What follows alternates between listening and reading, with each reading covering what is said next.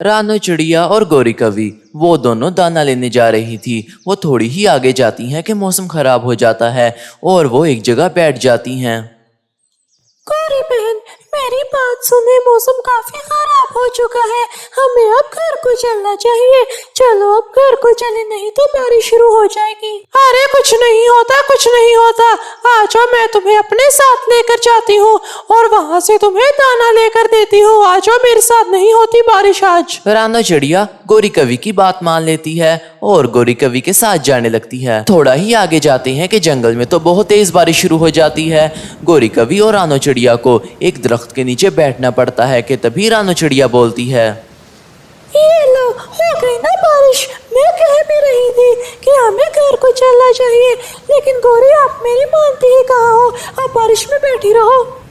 अरे अभी इतनी बारिश तेज नहीं हुई, हम अभी भी दाना लेकर वापस अपने घर को जा सकते हैं। मैं तो कहती हूँ फटाफट करो, दाना लेते हैं।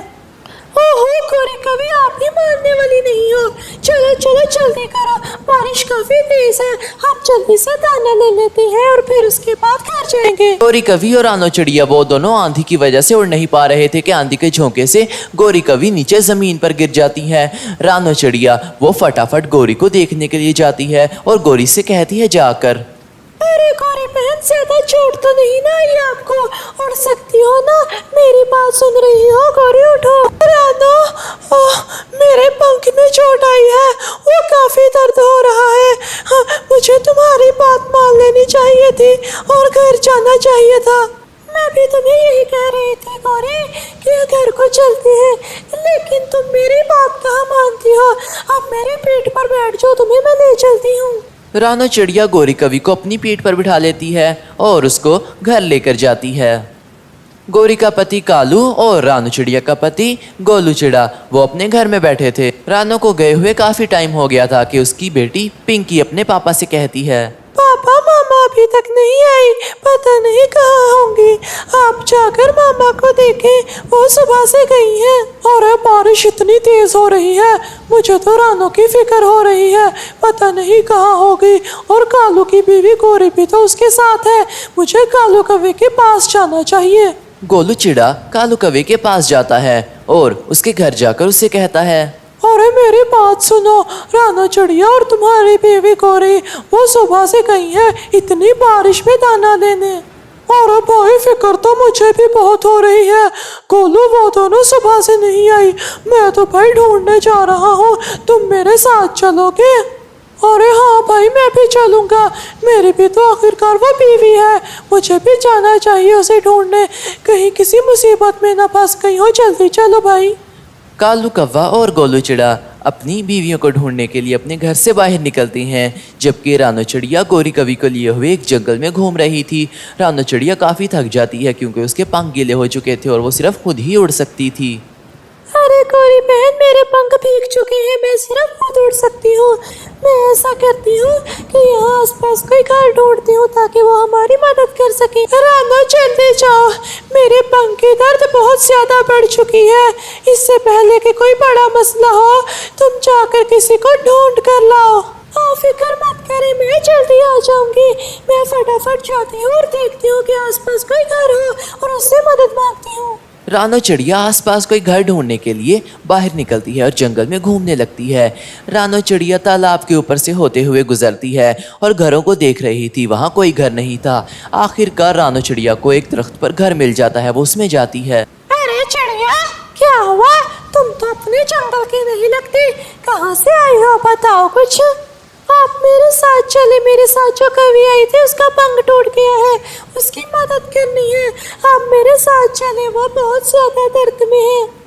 अच्छा अच्छा, मैं आती हूँ, तुम बाहर जाओ, मैं अभी आ रही हूँ। मुझे कुछ थोड़ा सा काम है, 1 मिनट दो मुझे, तुम जाकर बाहर इंतजार करो। रानो चिड़िया चील के कहने पर थोड़ी देर के लिए बाहर जाती है। पीछे से बहुत मजेदार, अब तो मैं इस चिड़िया को भी खाऊंगी और उस कौवे को भी। बहुत मजा आएगा गोश्त खाने का आज मुझे। दुष्ट चील रानो चिड़िया के साथ गोरी कवि के पास जाती है और वहाँ गोरी कवि चील को पहचान लेती है। अरे रानो, मुझे पकड़ो और यहाँ से जल्दी भागो, यह दुष्ट चील है, हमें खा जाएगी। रानो चिड़िया गौरी कवि को अपनी पीठ पर बिठाकर उड़ना शुरू कर देती है और वहां से भाग जाती है। जबकि चील भी कम ना थी, वो भी रानो चिड़िया और गौरी कवि का पीछा शुरू कर देती है। रानो चिड़िया बहुत तेजी से भाग रही थी, चील भी उन दोनों के पीछे पीछे ही थी। रानो चिड़िया और गौरी कवि वो दोनों एक नहर पर पहुंच जाते हैं कि रानो गौरी से कहती है, गौरी कवि अपनी सांस रोक लेना, जब मैं तालाब के अंदर जाऊंगी हमें अपनी सांस रोकनी होगी ताकि हम इस चील से बच सके, वरना ये चील हमें मार डालेगी। रानो चिड़िया और गौरी कवि वो दोनों अपना सांस रोक लेते हैं और नहर के अंदर चले जाते हैं। थोड़ी देर बाद ही वहाँ चील आती है। चील उन दोनों को वहाँ नहीं देखती। अरे चील जा, तुझसे भी पकड़ नहीं हुआ, इतना करीब थे वो, अब मैं क्या करूं, अब वापस जाना होगा मुझे। चील थक हार जाती है और वो उनका पीछा छोड़कर वापस अपने घर जाती है। थोड़ी देर बाद ही रानो चिड़िया और गौरी कवि उस तालाब में से निकल आती हैं और वो दोनों किसी खुश्क जगह पर जाकर बैठती हैं कि रानो गौरी से कहती, अरे रानो, मेरा पंख बहुत दर्द कर रहा है, बहुत ज्यादा दर्द हो रही है मेरे पंख में, मेरी मदद करो, मेरी मदद करो तुम। गौरी कवि फिक्र मत करो, हमारे पति हमारी तलाश में आते होंगे, हमें घर से निकले काफी वक्त हो गया है, वो हमारा पीछा करते हुए आते होंगे। अरे इतनी बारिश हो रही है, इस बारिश में कहाँ जाएं हम लोग, गौरी को और रानो को ढूंढना है, कैसे ढूंढेंगे हम। कालू, हमें हिम्मत नहीं हारनी, हमें उन दोनों को ढूंढ कर ही रहना है, वरना वो दोनों को अगर कुछ हो गया तो हम एक दूसरे को माफ नहीं कर पाएंगे। कालू और गोलू वो दोनों हिम्मत दिखाती हैं और रानो चिड़िया और गौरी कवि को ढूंढना शुरू कर देते हैं। वो दोनों कभी यहाँ जा रहे थे और कभी वहाँ। अब याद आया मुझे, वो दोनों तो दाना लेने गई थी, तब से यही देख रहा था कि कुछ मैं भूल रहा हूँ। अब हमें दूसरे जंगल में जाना होगा, वो दोनों यहाँ नहीं होंगी, हमें दूसरे जंगल की तरफ जाना चाहिए। कालू कौवा और गोलू चिड़ा वो दोनों दूसरे जंगल की तरफ जाते हैं और उनका गैस सही था, रानो चिड़िया और गौरी कवि वहीं पर थे। और तुम दोनों यहाँ, ऊपर वाले तेरा शुक्र है जो हम दोनों को तुम दोनों मिल गई, वरना हमारा होता क्या। शुक्र है। हमें गौरी कवि को घर ले जाना होगा, गौरी कवि का पंख टूट गया है। कालू, जल्दी से गौरी कवि को उठा ला, हमें घर को जाना है फटाफट। कालू, अपनी बीवी को अपनी पीठ पर बिठा लो, हमें अपने घर को जाना चाहिए, इससे पहले कि गौरी कवि की हालत ज्यादा खराब हो जाए। घर को चलते हैं। गोलू चिड़ा, रानो चिड़िया, कालू कौवा और उसकी बीवी वो सब अपने घर को जाते हैं। फिर अगले दिन रानो चिड़िया और गोलू चिड़ा गौरी का हाल पूछने के लिए उसके घर जाते हैं। अरे गौरी बहन, आप कैसी हैं? आपकी तबीयत काफी ठीक लग रही है, उस दिन तो आप काफी बीमार हो गई थी, कल बहुत बुरा हुआ। गौरी बहन, तुमने मेरी बहुत मदद की, मुझे जेल से भी बचाया और मुझे सही सलामत घर भी ले आई।